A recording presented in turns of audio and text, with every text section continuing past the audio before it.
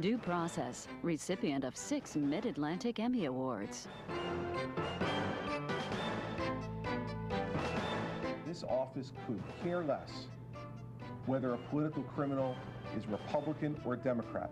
They're not Republican criminals or Democratic criminals. They're political criminals. He's making cases. He's making waves. His admirers say he is battling crime and political corruption. His detractors say he is purely political.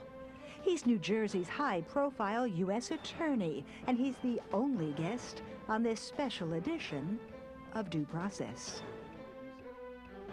Major funding for Due Process is made possible by the New Jersey State Bar Foundation, committed to educating the public about the law. Additional funding is provided by Lawyer's Diary and Manual.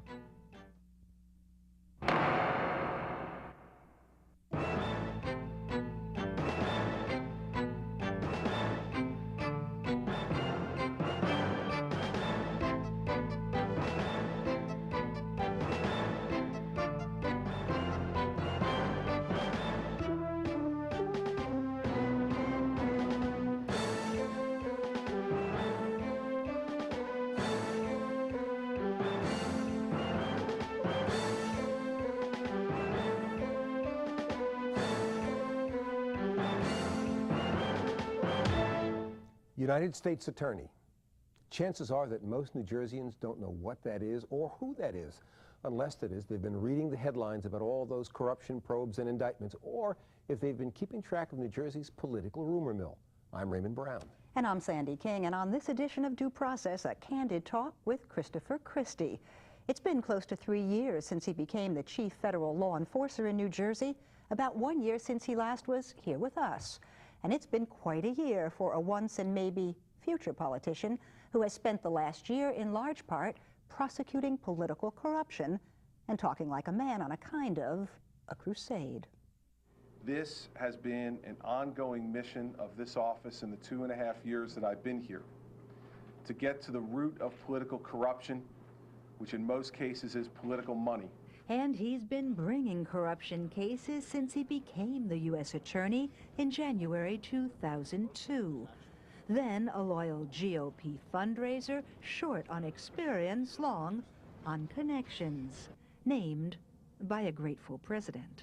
In the times that we face today, the citizens of the state of New Jersey have much to be concerned about. Have much to be concerned about their government, and in trusting the people who take the oath of office to represent them. The Honorable Chris Christie. But as his critics were quick to point out, many of those early cases were begun before he ever got to the office. The more recent ones are his, and they've been hard to miss. Today's indictment of David Damiano paints a very vivid picture of the corrupt and broken political system in the state of New Jersey, and lays out in great detail the fact that many in New Jersey still believe that everything in government is for sale. With the indictment of a McGreevy friend and fundraiser charged with peddling the governor's influence to a landowner looking for a better deal, Christie rocked the state and riled Jim McGreevy. The wording of the indictment, not the indictment per se, was overreaching and political in tone as opposed to focused. In the indictment of David Damiano on charges of extorting campaign contributions and payoffs, McGreevy was unnamed, but alluded to as state official number 1, which led him to level charges that Christie's motivation was both personal and political. There were 3 secret specific attempts to have me say or do something wrong. And of course, I did not. But Christie was ready with a pointed response. There are always going to be people who will attempt to argue that the prosecution is politically motivated. And he has gone after Republicans, too, most notably the Essex executive Jim Treffinger, who was angling for a U.S. Senate seat when he was arrested, indicted, and after pleading guilty, sentenced to a term in federal prison. This office could care less whether a political criminal is Republican or Democrat. But lately, there have been Democrats in his sights, especially several close to McGreevey, like the governor's single largest contributor. Charles Kushner also pleaded guilty just this summer after his indictment on a range of charges that could put him in prison for up to 2 years, an indictment that had reporters asking what this one had to do with the governor. You guys are just fixated on the governor, and I'm not. You know, there is nothing in this document that was presented today that has absolutely anything to do with Jim McGreevey. And within weeks, it would be clear that McGreevey was facing troubles of a different kind. Troubles that would lead him to a different kind of guilty plea. Because shamefully, I engaged in an adult consensual affair with another man. And to his resignation from office. And I want to thank humbly the citizens of the state of New Jersey for the privilege to govern. But even in this one, Christie is a player. It was to his office that McGreevey's lawyers turned with claims that the governor's former lover had tried to extort money in return for silence. So when Christie was asked about McGreevey's resignation, his answer was, well, politics. That I have ongoing investigations that involve people around him, and now a request that the governor's lawyers have made for us to investigate the Sapel matter. And so it would be inappropriate for me to comment on that. Still, the questions just keep on coming, and not just because he's at the heart of all these pivotal cases. This office's record speaks for itself in terms of not a bipartisan series of prosecutions, but a nonpartisan series of prosecutions. But Christie doesn't always speak for himself when the topic is his political future. That hasn't changed my plans at all. I have a job to do. I'm going to continue to do that job for as long as the president wants me to do it. But Christie's family and friends have been more direct about what may be his political ambitions. And lately, even Chris himself has come at least a little closer to conceding that his eye could well be on the State House. We'll let each day, in New Jersey now, it seems like a day in public life in New Jersey is a lifetime. So I'm not going to predict what the future will bring. I'm just going to do the job I have as best as I can do it right now. And after that, we'll let the chips fall where they may. And the chips have never fallen more quickly in New Jersey politics than they have in recent weeks. How all that fits into Chris Christie's plans? Just one of the areas we're hoping that he'll talk about this half hour. Chris Christie, I'm glad you joined Sandy and I today. It's good to be here, Ray. Let me go back to something we just saw you say at a press conference. I'm just going to check my notes to be sure that there's a corrupt and broken political system in the state of New Jersey. Was that hyperbole, or do you mean that literally? And if so, what are you talking about? Well, I mean it literally, and I'll tell you specifically what I mean. If you look at our prosecutions over the past nearly 3 years now, it shows that at every level of government, from municipal to county to state, with both parties, Republicans and Democrats, you have people in public office who believe that it is more important to serve themselves than to serve the public, that they are entitled to something more than the power and authority that comes with their office, and that means either excessive campaign contributions in exchange for government contracts or straight cash into their own pockets. And when you have this happening repeatedly, 60 plus convictions or guilty pleas in the past 2.5 years of public officials and political officials in this state, I don't think you can reach any other conclusion but the conclusion that it's a corrupt and broken system. But Chris, it sounds to me like we've got perhaps more than our share in New Jersey of corrupt and broken political figures. If you're talking about a corrupt and broken system, it sounds like the logical extension of that would be, well, let's fix the system. How? You're not calling for radical reform of the way people are elected? No, what I'm calling for is honest people to serve in government, and for the public to demand honesty from the people they elect, and if they don't get it, to kick them out. But there are those who would say that the system really is corrupt and broken, and you've got to change the system because the system, whether it's within the confines of the law or outside the confines of the law, the system allows a kind of brokering of influence that simply is corrupt and broken. Well, listen, I don't necessarily disagree with that, but that's not for me to give an opinion on at this point. My job is to work within the law as the law is established now. I'm the chief federal law enforcement officer, and so there are people in the legislature and other places where they make laws. They can make those judgments. But for me at this point, I'm commenting on the system as I see it, the people who act within that system, and that's for others to take care of. It's not my job at this point to do that, and so to give opinions on it, I just don't think it's appropriate. But let me ask this of you, because you're a person who's seen the political system. That is, before you became United States Attorney, you were active in politics, and in the most controversial area, you were known as an effective fundraiser, and also now you've become a law enforcement officer, criticized by many when you took the position, but many of your critics have changed their view, at least publicly. So the question is, if there's a system that's broken systemically, do you really believe that the most effective way to change the system, if it's a deeply flawed system, is by prosecuting those people that you catch, which has to be a random cross-section of those with bad luck or extremely bad judgment, as opposed to looking at, for example, campaign finance reform or other areas that people have suggested as reform? That is, isn't it really realistic, if the system is as profoundly deteriorated as you suggest, that something else needs to be done? Well, I'm not placing a value judgment on which one is better, Ray. What I'm saying is I can only do what I can do. What I'm empowered to do as the United States Attorney in this district is to go after that cross-section of people that you just referenced, and to hope that it has a deterrent effect on other people in public life who are thinking about crossing that line between legality and illegality, ethical conduct and unethical conduct. That's all I can do, and that's what I was really saying to Sandy before, was that, for me, it's not my job at this point to recommend changes to the system. And in fact, I don't think it would be appropriate for me to do it. My job is to work within the laws that we have today and to bring those people to justice who are violating those laws. And you may be right. There may be other changes, systemic changes that need to be made, but that's for people who are in the lawmaking business to decide and to give their opinions on to the public and let the public make their judgments. Well, something about that job that you've been doing has brought an enormous amount of attention in the state, outside of the state. We had to notice during the Republican convention that your name was mentioned more than anyone who hasn't been at an event in every story. Christie, who was not here, and of course you weren't there because your job precludes that kind of activity.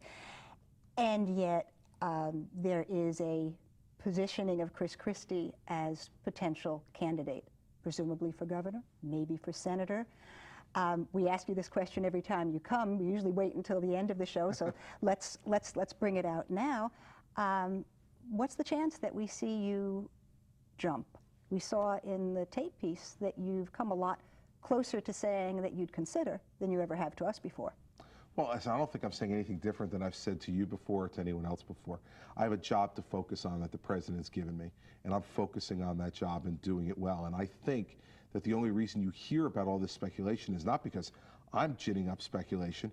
It's people reacting to the job that's being done by our office and saying perhaps that leadership is transferable to other types of positions. My view on it is this. The President of the United States gave me this job. He's up for re-election this year. When that decision is made by the American public, I'll know a lot more about my future. Until that time, it's just ridiculous for me to focus on anything else because it's nothing more than speculation. And I've got enough to do every day to not worry about speculating about what my next job will be. I'll put it this way. I don't think I'll have a hard time finding a job after this is over. A Star Ledger story said, some see him as the perfect candidate to run a campaign about restoring integrity to the governor's office. You say that it's because of the job you've done that people have given you this kind of attention.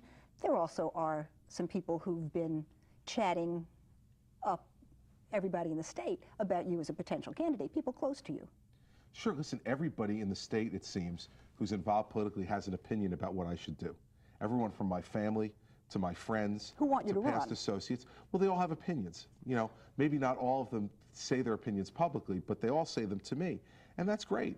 I love to hear from people about what they think I should do. But at the end of the day, I'm going to focus on this job, do it as well as I can for as long as the president wants me to do it. And any decision about my future will be a decision that I can guarantee you will be made by two people, me and my wife, Mary Pat, in a room by ourselves deciding what's best for us and our family. and other than that, everyone else's opinion will be taken into account. But the only two opinions that count at the end, for me, are mine and my wife's. Let me try one last stab at this from a slightly different perspective. And that is that we have in this state a long history of vigorous federal prosecution of state political corruption. It goes back 20, 30, 40 years. I mean, Stern, Lacey, a host of people. And virtually no one in this state, interestingly enough, has taken the leap into electoral politics. It's almost been unique in New Jersey, A, to have this kind of vigorous prosecution, and B, no one going into electoral office as opposed to judgeships and even private practice. And so, in a sense, it makes you a natural lightning rod given your politically active past and your persona and some of the broad statements, like the nature of the system we talked about earlier, to think of you as a political being who happens to be in this prosecutorial job. And doesn't that invite people, for example, to, your indictments are analyzed for cues, Machiavelli, state official number one, in ways that haven't been true in the past, precisely because people perceive you as a political person. Listen, I can't deal with other people's perceptions. You know, you can do it. The best way you can do it is just to try to do your job as well as you can do it. And I come in with a certain persona and a certain background, different than other people who came into this job. But I can assure you that when I walk into my office every day, my politics get checked at the door. You can't change who you are and who you've been. But what you can do is when you take this job, you know that you have to check your politics at the door. And I've got 135 career prosecutors over in those buildings who feel exactly the same way. And I can guarantee you this. If I were playing politics in that job, I would be outed in 5 minutes by those career prosecutors because of the respect they have for the Department of Justice and the very rich history that you mentioned yourself. I'm now a part of that history. And I have as much respect for that history as Fred Lacey and Herb Stern and Mike Chertoff had for it. And I think if you talk to those gentlemen, they'll tell you that they think I have that same measure of respect for the non-political nature of this job. And none of those guys made the leap into politics, but there are other examples outside the state and even in the state. Going back to Dewey, Brendan Byrne and the Essex County Prosecutor's Office, and of course Rudy Giuliani. So I've got to ask you how you feel about the comparisons that have been made over the last couple of years to Rudy Giuliani. Chris Christie could be another Rudy Giuliani. Compliment, make you uncomfortable? What do you think? Well, listen, Rudy Giuliani is in many ways a hero to many people in the United States, certainly to many people in New York City. And I have a great deal of admiration for Mayor Giuliani. But I have always thought and tried to pattern myself much more after Fred Lacey than Rudy Giuliani. Fred Lacey was a guy who came in with a very single-minded focus in the late 60s to try to clean up the political system and to use the United States Attorney's Office to do that. And Judge Lacey really created the modern U.S. Attorney's Office in New Jersey by convicting former Newark Mayor Hugh Addonizio and others during just a very short tenure, a 19-month tenure as U.S. Attorney. He transformed the office. I talk with Judge Lacey on a regular basis, seek his counsel and his advice, and I've tried much more to pattern myself after Fred Lacey than Rudy Giuliani.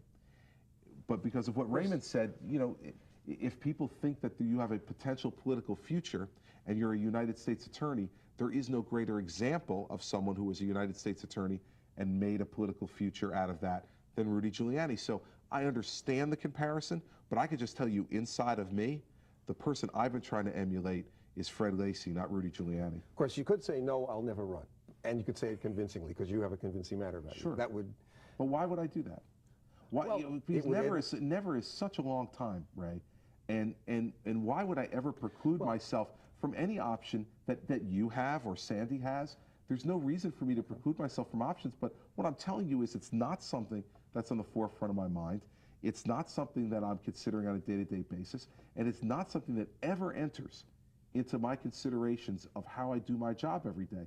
That's about as unequivocal as I can be. Now, I'm not really allowed to answer your question, but let me suggest an answer back to you, which is that clearly you are aware that there's intense speculation about everything you do, and the public has a right to have confidence not just in your ability, which I think nobody questions anymore, but in whether there are other political motives. Take, for example, the fact that you're looking into some questions that have arisen concerning the relationship of the governor and a person identified as his former lover. who is now, I believe, in Israel. You are conducting an investigation. What you say and how you move and how you handle that will be interpreted both by people who just care about the law enforcement aspect and a host of people, probably greater in number, who will be reading political tea leaves. You could eliminate 90% of that speculation about what your office, which is an important office, is doing and why, by saying you don't want to have a political future. Well, let me eliminate it this way for you and for those people who are concerned about it. The only reason I'm looking at that is because the governor of the state of New Jersey asked me to. Now, if the governor believed that I was acting politically, that I had some other agenda that was contrary to his or that was political in any way, why would the governor and his lawyers have called us to investigate this? Ask me another question. They called us, I suggest, by answering my own question, they called us because they know that the United States Attorney's Office conducts investigations thoroughly, fairly, completely, and follows the evidence wherever it leads. And no matter how rich and powerful the person is on the other end of that trail, no matter which party they're from, they know that that person will be prosecuted if it's appropriate. And so as to the McGreevey-Sipel matter, that was not one that I went out looking for. That was one where the governor's people came to us and asked us to open an investigation. Came to you late in the game, too, didn't they? Very late in the game, but came to us nonetheless. And so from my perspective, there can be no greater seal of approval than from the person who is feeling they're aggrieved, which is what the governor has alleged, to come to us to be the ones to investigate that and attempt to resolve it. So I think that should place the political issues to rest. If the governor were concerned about that, I'm sure he would have gone to his attorney general. Much as we like to stay with politics and political corruption, we've got to talk about terrorism. Sure. Your office is also charged with some real serious stuff. I wonder, when you were here a year ago, you said you thought that the administration had done a really fine job on dealing with terrorism. You still feel that way? Obviously, you're not to be expected to criticize the people for whom you work, but give me an example here in New Jersey of where your office has done something that should make us all feel safer today. Well, I think when I was here the last time, we were in the immediate aftermath of the Hamet Lakhani case, the man who attempted to sell a shoulder-fired missile to a group that he believed to be terrorists, but instead were cooperating witnesses with the FBI. I think that's one example of a situation where the FBI here in Newark, through the Joint Terrorism Task Force, in cooperation with Russian law enforcement authorities, British law enforcement authorities, came together and put together a case against someone who was acting as an international arms dealer illegally and was attempting to arm terrorists who would harm American citizens. Now, that's one example of our office specifically.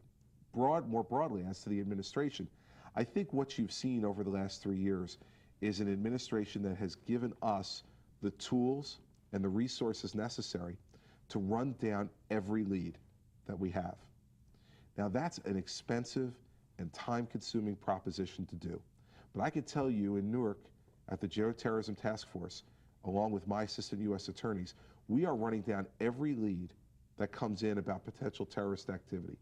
And it's this administration that has given us the resources and the tools through the Patriot Act to be able to do this as aggressively and fairly as we possibly can to try to protect the citizens of this state. Before we leave, because we're running short on time, I think we do have to ask you about anthrax, which is an incident, an event that has roots and ties to New Jersey. Where does that investigation stand? You know, Ray, it's still an ongoing investigation, and I know one of the more frustrating investigations that federal authorities have gone through in the last 3 years in the post-9/11 era. It's an incredibly complex one. There are hundreds of FBI agents working on this case as we speak, and while we don't have any charges to bring yet, I'm hopeful that at some point we'll be able to find the person responsible. But isn't the anthrax case just a perfect example of why we all feel so unsteady since September 11th? If you're not able to find one nut, then how are we expected to deal with what we're told is a very organized campaign against us? Well, I think, quite frankly, I think the organized campaign is easier to find than the one lone nut, as you characterized it. I think the organized campaign is much more susceptible to intelligence and other ways, counterintelligence, that we can get information. And I think we've been very aggressive in doing that. And we have done that, and you've seen examples of it in Buffalo, New York, and other places around the country where cells have been broken up and plots have been thwarted. But we're never going to be perfect. I like to interrupt you in mid-answer to end the show because it means you have to come back. Great. That's all we have time for. That's it, in fact, for this edition of Due Process. We hope you'll join us every week for cutting-edge issues of law and justice. For Sandy King and all of us here at Due Process, I'm Raymond Brown. Our thanks to Chris Christie for taking the time to be with us here, and thanks to you for watching.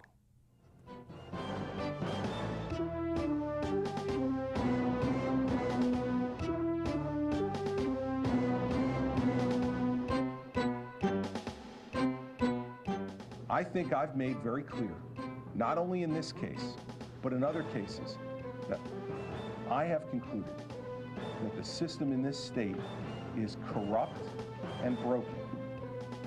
And it's not just as it applies to this case, and that's what I want to make sure everybody understands. You have seen a litany of cases that we have gone through in this office over the last 2.5 years that show you that this system is corrupt and broken. I don't know how much more proof people need. And it's happening at every level.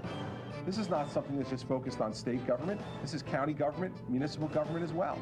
So it's a corrupt and broken system.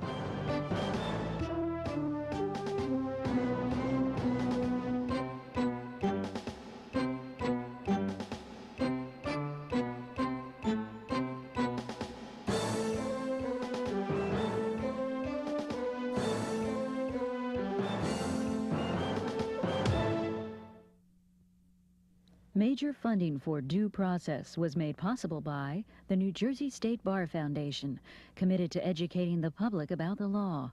Additional funding was provided by Lawyer's Diary and Manual,